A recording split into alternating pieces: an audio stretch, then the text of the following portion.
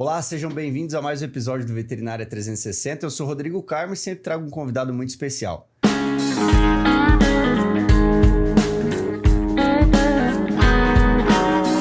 E hoje a minha convidada é Fernanda Barros. Ela é médica veterinária, formada na Universidade Federal de Viçosa, tem pós-graduação em Clínica e Cirurgia de Cães e Gatos, pós-graduação também em hematologia e mestrado em anestesiologia. Para a gente iniciar, falando sobre hematologia, Fernanda, seja muito bem-vinda. É um prazer te receber aqui para a gente trazer esse tema que é tão importante na medicina veterinária. É um tema recente dentro da medicina veterinária e eu queria que você abordasse o porquê da hematologia e como que você faz esses atendimentos aqui em São José dos Campos. Oi, Rodrigo, tudo bem? Tudo Obrigada jóia. por me chamar, estou bem feliz. Bom, a gente estava conversando aqui antes, né? A hemato é uma especialidade que começou a ser difundida mais recentemente. A primeira pós aí no Brasil começou há uns 5 anos atrás, mas sempre existiu, colegas pioneiros aí que já começavam a entender a necessidade de banco de sangue, as doenças hematológicas mesmo. Sim. Então, já faziam muitos atendimentos e aí acho que disso foi surgindo clínicos que se interessavam. Para mim foi assim, então...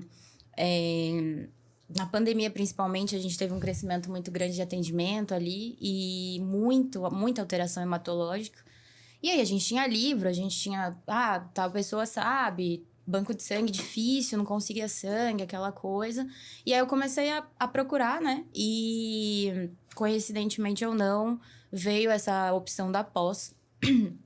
E aí eu entrei e, enfim, é uma área muito bonita, muito grande, muito necessária na veterinária.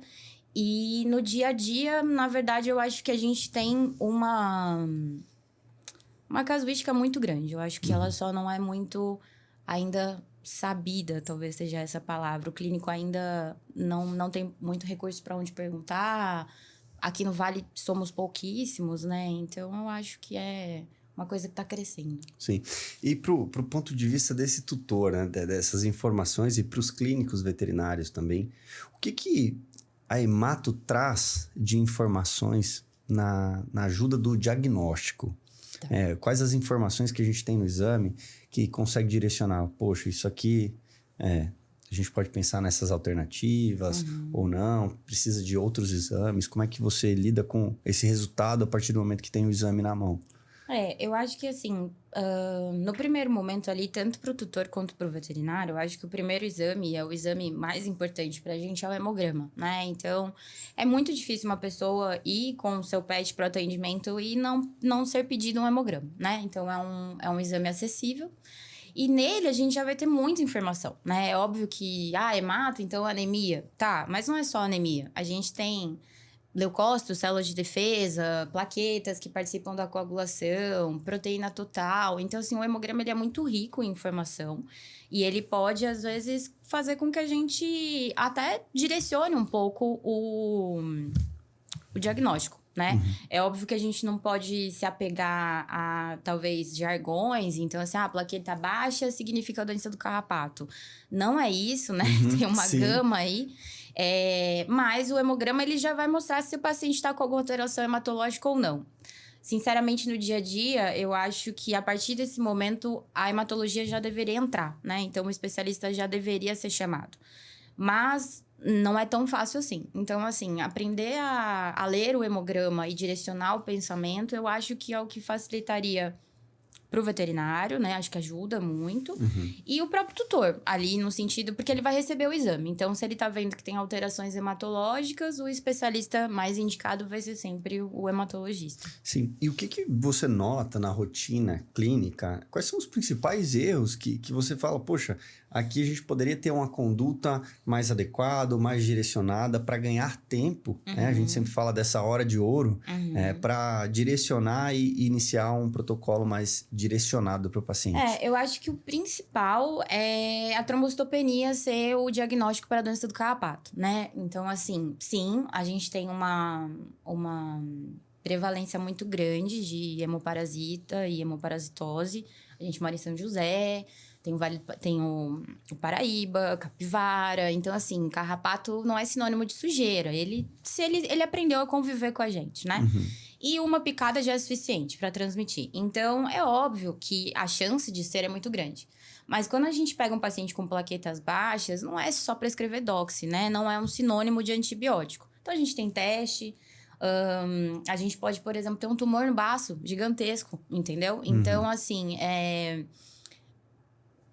a gente tem que saber ler o hemograma e as coisas que ele direciona, mas a gente também não pode ficar preso. Então, o hemograma veio com trombocitopenia, eu vou prescrever antibiótico. Não, talvez você precise fazer um teste, ou você precise fazer um ultrassom só para descartar que não tem um tumor naquele baço. Então, acho que esse é o principal. E a anemia ser tratada com ferro, né? Então, assim, a deficiência de ferro em cães e gatos é muito difícil. Isso é mais comum nos humanos. Então, o paciente, para ter anemia por deficiência de ferro, ele tem que estar desnutrido, o que não é a característica da maioria dos nossos pacientes. Então, eu acho que essas duas coisas são o que mais ainda a gente precisa dar uma melhorada, né? Sim. Assim.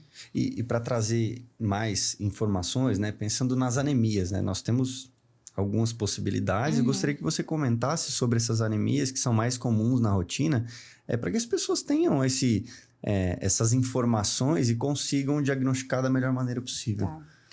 Então, assim, a anemia, quando a gente vê uma anemia, né? Então, a anemia é a quantidade de hemácias menor do que os limites já pré-estabelecidos, que vai aparecer ali no hemograma. Então, assim, sempre quando você tem um paciente que vem com anemia, você tem que pensar em algumas vertentes. Então, tá existindo perda? Então, tá sangrando por algum lugar? Porque se tiver anemia é por perda. Só que a gente também tem que lembrar que as perdas, elas nem sempre são clássicas. Então, não precisa ter uma hemorragia horrorosa, né? Uma coisa de filme. Às vezes, o paciente tá perdendo sangue nas fezes. Então, por exemplo, uma simples pergunta: que cor que tá o cocô? Tá marrom ou tá preto? Isso já te direciona um pouco, né? Então, sempre pensar em perdas, mas não se apegar a perdas muito visíveis. Às vezes, a gente tá tendo uma perda gastrointestinal há meses e se você não fizer a pergunta certa ou se você não pensar por esse lado, você não vai pensar nessa perda, né? A gente tem que pensar se essa anemia pode ser por consumo. Então, será que esse paciente não tem um tumor? Não tem alguma inflamação muito importante em algum lugar? Às vezes uma inflamação de pele pode justificar se a gente tá com uma pele muito ruim. O consumo, ele até pode entrar um pouco também nas doenças infecciosas, no sentido que a inflamação vai causar mecanismos que atrapalham e podem exigir um pouco mais do organismo, né? Falando de uma forma mais simples. A gente tem que pensar em destruição. Então, será que ele tá com um hemoparasita que destrói a hemácia?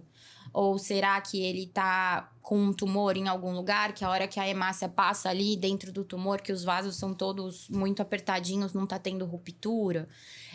Será que ele não tá com uma doença autoimune? Então, eu acho que você precisa entender qual é a anemia que você tá olhando, da onde ela tá vindo, né? Não é sempre simples fazer isso na primeira consulta, mas eu acho que é um raciocínio que precisa entrar. E é regenerativa, não é? Como que eu vejo isso? Então, consigo ver pelo hemograma? Consigo. Então, às vezes vai aparecer lá VCM, HCM muito aumentado. Às vezes a gente vai ver... Tem alguns patologistas que já mostram ali no hemograma se a gente tem algumas células mais jovens, que significam que a medula está tentando jogar. A gente sempre pode pedir um reticulócito, que é uma célula vermelha mais jovem ali, junto com o hemograma. Porque também isso começa a te nortear para construir um raciocínio do porquê que aquilo está acontecendo. Acho que pensaria assim. E aí, se você for pensar com um hemograma e com uma boa anamnese, você já consegue ter mais informações, né? Sim. Agora, trazendo um pouquinho pro leucograma, né? Pensando nas leucocitoses, né? As possibilidades, quando nós enxergamos os leucócitos aumentados, quais as possibilidades que nós temos ali? Nem sempre é sinal de infecção. Não, Isso também é outra coisa, né? A leucocitose, o jargão dela é que leucocitose significa antibiótico. Não é assim, né? Não funciona dessa forma. Temos também vários tipos de leucocitose. Então, as células de defesa, elas se dividem ali em opções. Então, a gente pode ter uma leucocitose só por neutrófilos, e isso geralmente é uma coisa muito mais inflamatória.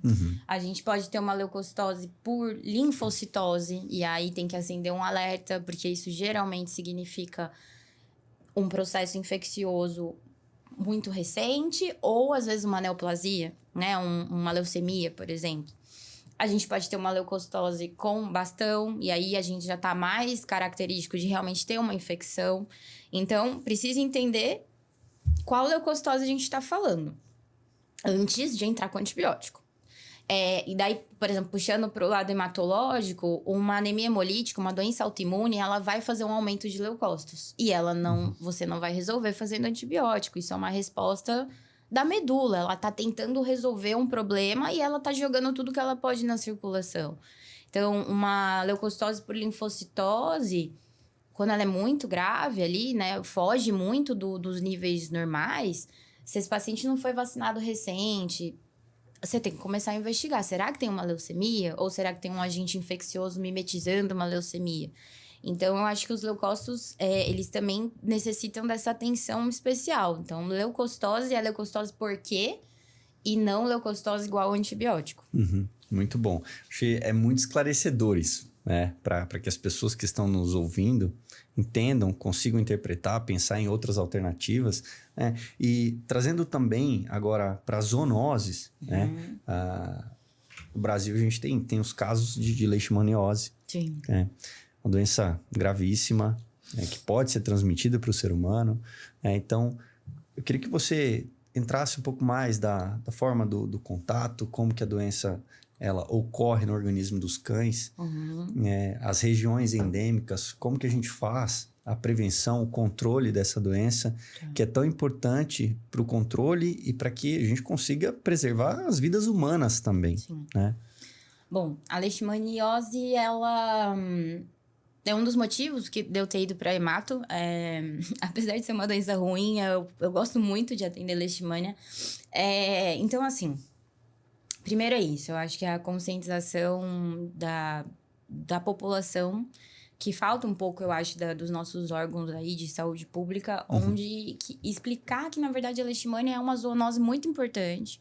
Ela tem uma incidência e ela mata muitas pessoas no mundo, tá? A gente tem esse nicho de áreas endêmicas, mas hoje em dia, se você pegar... eu não sei o nome do site certinho, mas existe... Com as informações de casos, né, onde estão sendo notificados, você consegue ver que a distribuição dela é grande. A gente não tem só em um lugar. É óbvio que o mosquito, o palha que transmite, ele gosta de locais com mais mata, matéria orgânica, mais umidade, né? Então, existem locais onde perto da praia, lá pra cima, né? Então, norte e nordeste, onde já tem um clima mais úmido e com mais mata, né? Ele é mais endêmico lá. Mas, por exemplo, uma cidade... Belo Horizonte. Belo Horizonte é uma cidade grande, é uma capital. E lá é completamente endêmico há anos. Então, existem trabalhos dizendo que existe a chance até de praticamente mais de 90% da população canina ser contaminada, né? Óbvio que isso são dados extrapolados das pesquisas, porque não dá para testar todos os cães. Mas a gente está falando de uma cidade grande, Sim. onde o mosquito conseguiu se adaptar e ele se reproduz, e aí a gente vai ter a transmissão e recontaminação. Então, o que eu hoje em dia vejo e aprendi também é que a gente não pode ver a leishmania como uma doença só de uma área endêmica que você já ouviu falar. Então, se o paciente tem sintomas ou características, você tem que testar, né? A hemato... E aí, talvez puxando um pouco para a questão financeira, às vezes uma especialidade um pouco frustrante para o tutor, porque quando chega na gente... muitas vezes eu preciso pedir um monte de teste, porque as doenças infecciosas, elas são a causa base de quase tudo. Então, eu preciso saber se elas estão ali, né? Então, às vezes, o paciente já vem pra gente um pouco cansado, porque já foram tentadas muitas coisas e não teve melhora, e aí chega na gente, a gente pede um monte de exame. Mas é porque realmente as doenças infecciosas, elas são o carro-chefe e elas precisam ser descartadas. Mas falando da leite, então, assim, mosquito palha, transmissor. transmite tanto pra gente como pra, na verdade, qualquer mamífero e até répteis, É um tá? vetor, né? É um vetor. A leishmania é um protozoário. É um protozoário que, a partir do momento que ele entra no nosso organismo, a gente não vai conseguir ter uma cura parasitológica, então a gente vai ter leishmania para sempre. Mas o objetivo é ter um controle e um manejo por uma possível cura clínica ali, tá? Existem testes específicos. A gente tem um teste rápido, que pode fazer uma triagem, mas existe uma gama de exames para você identificar e estadiar aquele paciente. Um paciente positivo com anticorpo para leishmania não significa um paciente doente. Então, existe essa diferença. Tá. Positividade e doença são coisas diferentes. A melhor maneira, na verdade, de lutar contra a leishmania é a prevenção, tá? E prevenção significa repelente, porque a gente tá falando de mosquito. Então, coleiras repelentes, a gente tem vários no mercado que são... que já tem, né, certinho na bula, que são repelentes do flebótomo, que é o mosquito palha. Algumas pipetas também. A gente tem trabalho já onde alguns comprimidos aí específicos, eles conseguem matar o mosquito que pica. Então, ele não impede a picada, mas o mosquito morre muito rápido. Então, ele talvez não dissemine a leishmania, tá? Mas o uso do repelente precisa existir, mesmo que você faça em combinação com um produto oral, por exemplo, tá? Então, é a melhor maneira, não tem outro jeito. Conscientização, então as pessoas precisam lembrar que a leishmania existe, tá? E a partir do momento onde existe a infecção, ver se o paciente está doente ou só portador, porque existe. E se tá doente, a gente tem que tratar. Existem tratamentos muito específicos. O paciente vai ter que ser acompanhado pro resto da vida. A leishmania, a gente tá sempre correndo atrás do prejuízo. Então, o que a gente precisa é sempre estar antes dela. Então, os check-ups, o controle, manutenção de um organismo saudável e imunologicamente capaz de se defender para que ela não apareça. Então, a gente sempre tem que estar um passo à frente pra gente evitar que ela apareça, porque quando ela vem, ela vai ter um monte de efeitos colaterais da infecção do parasita mesmo. E pensando nesses sintomas, né? Tá. O que esse paciente, ele apresenta durante essa trajetória da doença? A gente ouve falar, né? Então, assim, a unha cresce muito, fica com dermatite ao redor do olho. Isso são características de pacientes muito doentes, né? Assim, que já estão contaminados com a doença ativa. E eu não acho que a gente tem que se apegar a isso, tá? Então, assim, pensando no hemograma, por exemplo, um paciente com uma proteína total muito alta. Então, uma proteína total ali acima de 10. É óbvio que existem diagnósticos diferenciais, mas é uma coisa que tem que ligar. Será que isso é só uma doença do carrapato ou a gente tem alguma outra coisa? Uma anemia, geralmente moderada. Podemos ter variação de leucócito, mas aí somado a isso, né? Um paciente que às vezes pode ter realmente problemas de pele recorrente, feridas em ponta de orelha, realmente a dermatite de ficar sem pelinho em volta do olho. Lesões em mucosa, sangramento nasal. Então, assim, o que acontece muito é que não estamos numa área endêmica, então quando isso aparece, putz, isso deve ser doença do carrapato. E às vezes pode ser também, mas tem uma leishmania ali junto. Tá. Emagrecimento, né? Óbvio, daí sintomas fortes, né? Então, um paciente que não tem muita energia, emagrecimento, às vezes a pele não é tão legal. No ultrassom, um baço ou um fígado muito aumentado. A gente...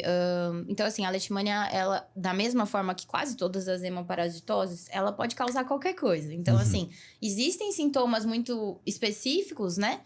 Que a gente lembra, que a gente aprende na faculdade ou que você vê na televisão. Mas, na verdade, ela também...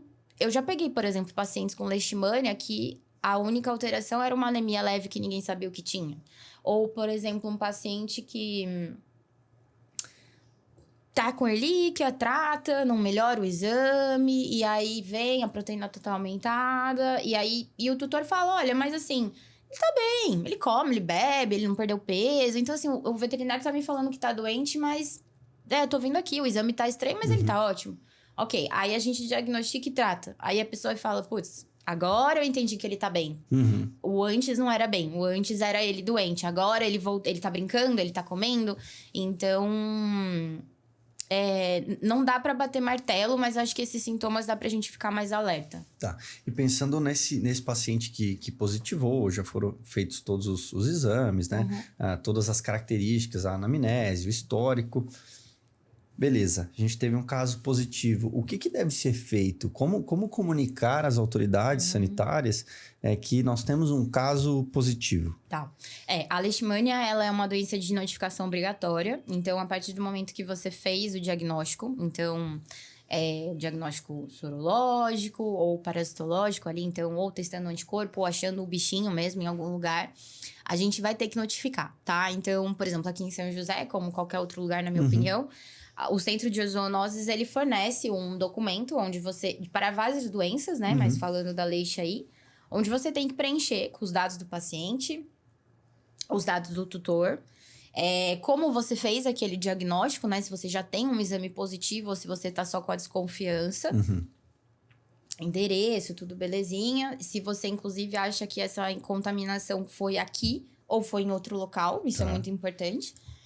E aí, você vai mandar isso pra aqui no nosso caso, na zoonose, é da prefeitura, né? Sim. E aí, você manda, geralmente, já com uma amostra de sangue pra fazer sorologia.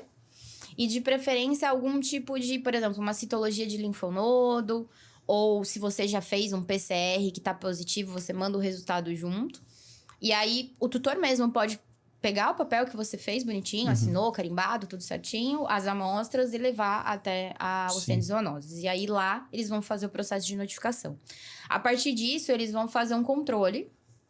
As pessoas, às vezes, não querem fazer porque elas se assustam. Tá. Mas é um controle anônimo. Então, assim, eles não vão bater no seu vizinho pra avisar que seu cachorro tá com alguma coisa. Sim. O que eles vão fazer, o que eles precisam fazer é um controle endêmico daquela região. Então, eles colocam armadilhas pra ver se tem foco de mosquito. Eles vão monitorar a sua família e o seu cão ou o seu gato. Então, são ligações mensais, perguntando como o paciente tá, confirmando se você tá usando um método de repelente, que é para evitar que passe para outro mosquito, que passe para outro bicho ou pessoa. Então, é bem tranquilo. A prefeitura, hoje em dia, graças a Deus, a gente consegue não monitorar, tem... né? a gente não tem nenhum tipo de medida invasiva, nem nada disso. Mas ela vai te acompanhar porque é o dever mesmo, né? E aí, caso, por exemplo, ache um foco do mosquito, eles vão fazer a detetização, eles vão fazer a conscientização na vizinhança, mas eles nunca vão expor. Quem é? Exato. Ok.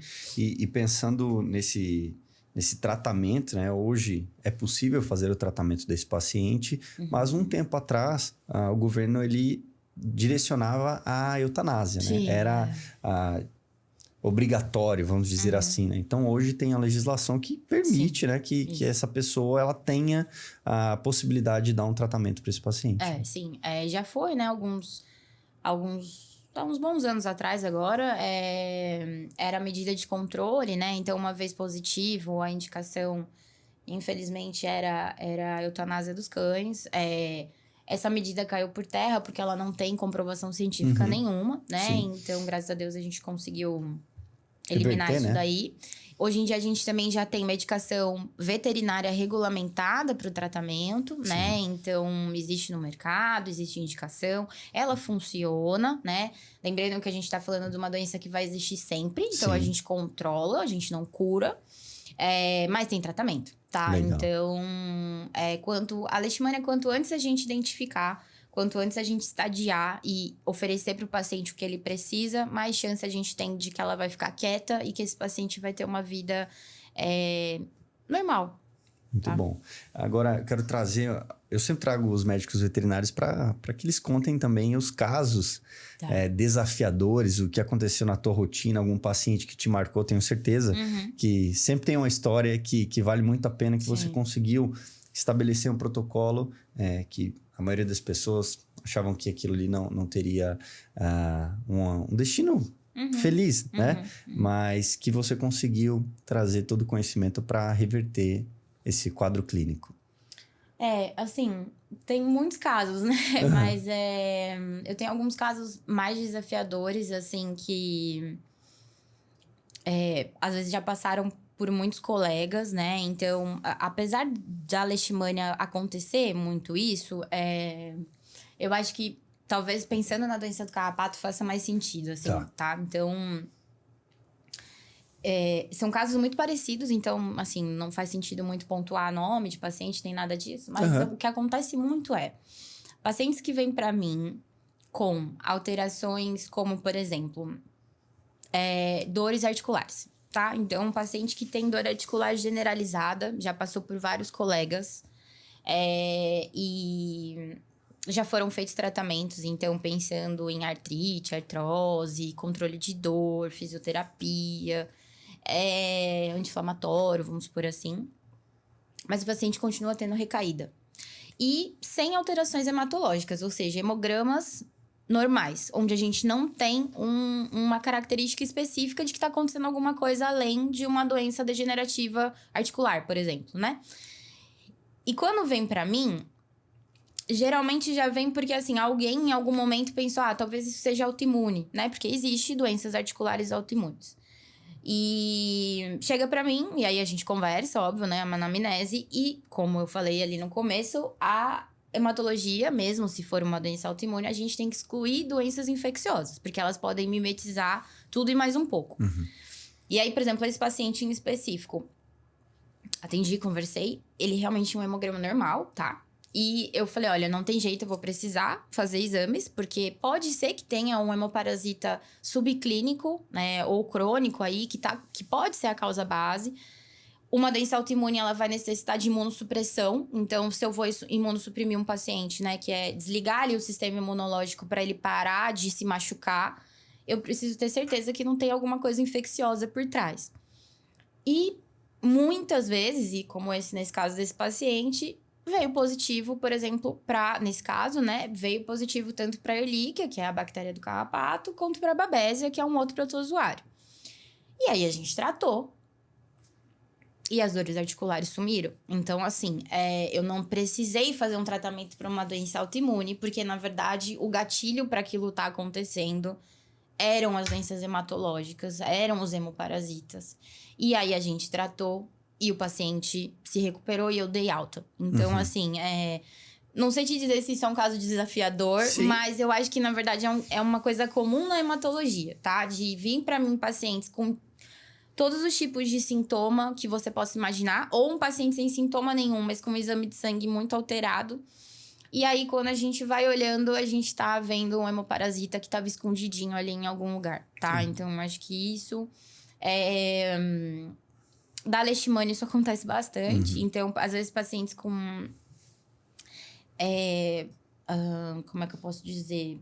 Doenças de pele recorrentes, onde muitas vezes já foi feita até biópsia das lesões e não achou leishmania na lesão. Mas aí quando a gente vai investigando, às vezes realmente não é fácil, às vezes tem que fazer uma punção de medula, fazer exames mais específicos, e aí vou lá, acho a leixe, a gente trata a leixe e a gente tem melhora dessa pele. Então, assim, eu acho que as infecto ainda são o carro-chefe dessa dificuldade, às vezes, de achar um diagnóstico. Mais do que as mais cabeludas, do tipo, uma doença autoimune e tal. Às vezes, as autoimunes, elas são realmente muito desafiadoras. Mas aí, ela é desafiadora para todo mundo, até para mim. Sim. Então, eu acho que não cabe aqui. Sim, assim, com certeza é um caso desafiador, porque a gente tem um sinal clínico que jamais a gente pensaria ali na rotina clínica, né, pensando no leixe, por exemplo, desse caso. Agora, trazendo também, nós temos um arsenal e uma possibilidade muito grande quando pensamos em transfusão, em bolsa de sangue. É importante trazer essa consciência para os tutores que existe essa possibilidade também na rotina clínica. Quando que a gente pode fazer uma transfusão no paciente? Quais são os indicativos que esse paciente, é um alerta, ele precisa dessa intervenção? A transfusão de sangue, ela é uma contenção de danos e uma ajuda pra gente ganhar tempo, porque, óbvio, nenhum organismo vai funcionar sem sangue. Sim. Pra gente descobrir, ganhar tempo e ter mais tempo pra avaliar e descobrir o porquê que o paciente tá anêmico chegando à necessidade de uma transfusão. O gatilho transfusional, ele é individual. Então, assim, a gente não pode fazer uma receita de bolo. É óbvio que a gente tem níveis de hematócrito e de hemoglobina já de literatura aí, dizendo que a partir dali tá pouco. Mas a gente sempre tem que associar com a clínica do paciente. Porque se você tem uma anemia que vem acontecendo há muito tempo, às vezes aquele paciente está compensado com a anemia. Então, não necessariamente transfundi-lo vai resolver. Às vezes, você pode simplesmente fazer outras coisas antes da transfusão. Em contrapartida, às vezes, sim, você vai ter um paciente que, seja por perda, por qualquer tipo de doença, estava com hemograma normal e, de repente, em menos de 24 horas, está muito anêmico. E ele vai ser um paciente que vai ter sintomatologia clínica de que ele não está conseguindo lidar com aquela anemia e ele vai precisar ser transfundido, né? Então, a decisão sobre a transfusão não é só uma anemia grave no exame, é uma conjunção de fatores, tá? E a transfusão, ela tem que ser planejada, no sentido do que você está falando dos bancos de sangue. A gente está caminhando cada vez mais nisso. Então, hoje em dia, a gente tem vários bancos de sangue. A gente tem alguns aqui da nossa região, né? Que começaram aqui, estão cada vez maiores e com um serviço melhor. E também de outros locais que conseguem mandar a bolsa para cá.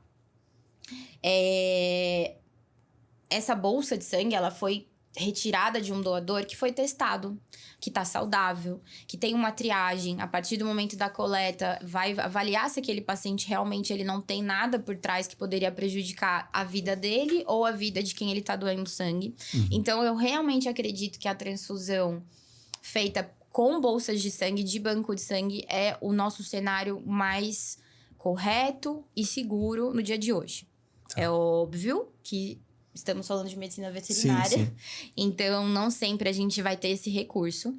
Então, se for precisar fazer uma transfusão e você não tiver o banco ou não tiver bolsa e você precisar usar um doador, lembrar que você não pode pegar sangue de qualquer um. Então, esse paciente ele tem que estar numa idade adulto jovem, ele tem que ter um peso bom, então cães acima de 25 quilos, gatos geralmente acima de 4 quilos.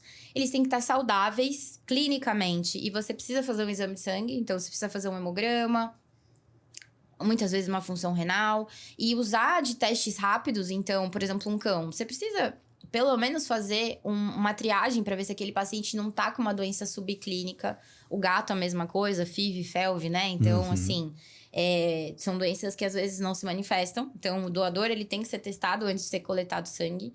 E eu acho que o principal na transfusão, mesmo que seja de doador ou de banco de sangue, é que tem que lembrar do teste de compatibilidade. Não fazer transfusões sem teste de compatibilidade, a não ser que seja completamente emergencial e um caso de vida ou morte extremo. Que, na verdade, nem assim deveria, tá? O que a gente aprende é que tem que fazer. Então, mas, como eu te falei, na nossa rotina, às vezes nos encontramos em situações onde o não é possível. Mas o teste de compatibilidade, na verdade, ele é indispensável, tá? A gente precisa saber se aquele paciente que tá recebendo é compatível com o doador que tá doando. Porque senão, em vez de você ajudar, você pode atrapalhar mais ainda. Excelente. Acho que foi bem esclarecedor para trazer isso para as pessoas, porque é muito comum na rotina clínica, né, que o paciente necessite de uma bolsa e essas informações trazem muito respaldo. Agora, mudando um pouquinho de assunto, mas não deixando a hemato, pensando na inovação tecnológica, hoje nós temos a inteligência artificial e ela pode ser um grande fator, um grande aliado nesse banco de dados e nessas decisões, né? A gente entender que aquilo ali está acontecendo, aquela doença está acontecendo, como que a gente pode trazer essas informações para a melhor tomada de decisão. Então, o que você vê como perspectiva para o futuro com a inteligência artificial na medicina veterinária e na hematologia? Esse assunto é um pouco não é contraditório a palavra que eu queria dizer, mas assim, ele é delicado, vamos dizer, né? Então, assim, o que eu vejo hoje em dia é o seguinte, a inteligência artificial, ela veio para ajudar a gente. Sim. Ela consegue raciocinar se você der informações para ela de uma maneira bem assertiva, que ajuda, né? Os insumos corretos, Exato, né? exato. Então, assim, eu acho que existem 2 pontos. Eu acho que para o médico veterinário, e eu falo isso porque eu aprendi a usar, e eu aprendi por conta de um tutor, onde, na verdade, a gente teve um atrito por conta dela, e aí eu fui pesquisar e eu entendi que, na verdade, o que ele estava me falando fazia sentido. Então, assim, pacientes hematológicos, eles têm muitos exames. Tá. Então, a gente tem uma gama de dados muito grandes. E é óbvio que o meu e o seu, ou de qualquer ser humano, o cérebro não vai decorar tudo. Não.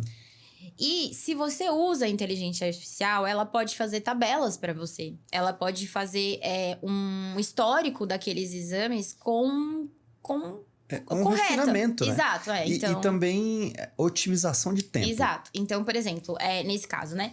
Esse paciente tinha muitos exames. E aí, um dia ele chegou pra mim e falou assim, doutora, eu tenho uma pasta na inteligência artificial que eu coloquei todos os exames dele lá. Todos os exames, todas as receitas.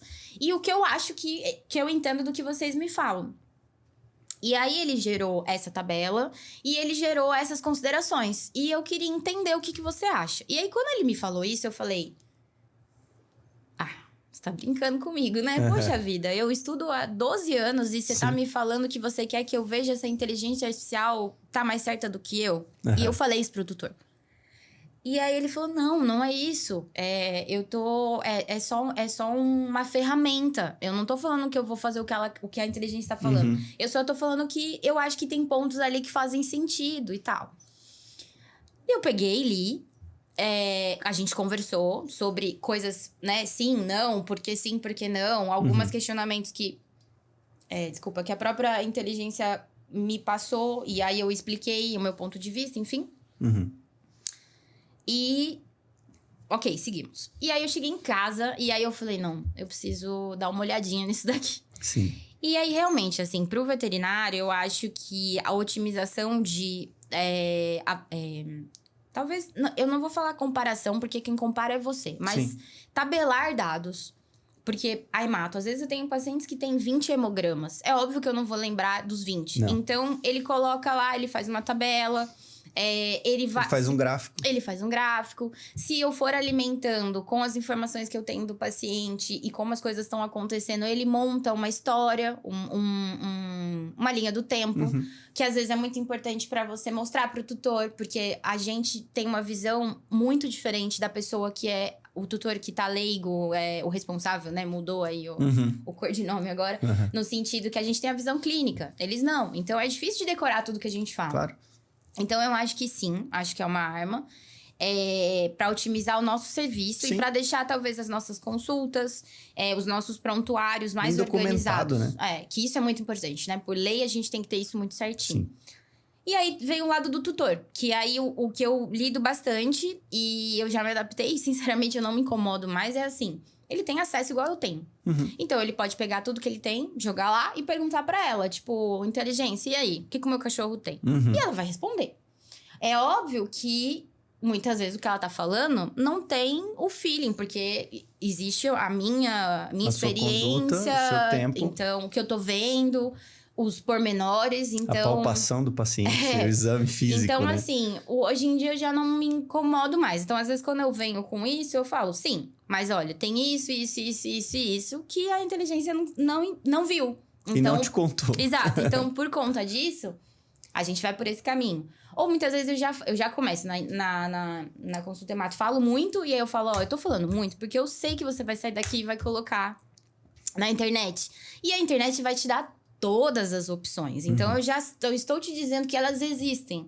Mas, pelo quadro do seu paciente, faz mais sentido a gente focar nisso aqui agora. Então, eu acho que é um jogo, assim. É saber equilibrar, usar porque dá para usar, mas de maneira nenhuma usar ela para fechar um diagnóstico, para decidir alguma coisa que você não está conseguindo. Então, quando isso acontece, você precisa pedir ajuda de uma pessoa que tenha mais experiência que você. Muito bom, excelente, muito esclarecedor, porque é legal a gente trazer essas informações, para que as pessoas saibam que o médico veterinário ele é insubstituível, né? Tem um profissional especialista naquela área que vai te dar todo o arsenal, todo esse histórico, como você bem disse, são 12 anos, né? Atendendo, então você... Acho que é mais já. É mais já...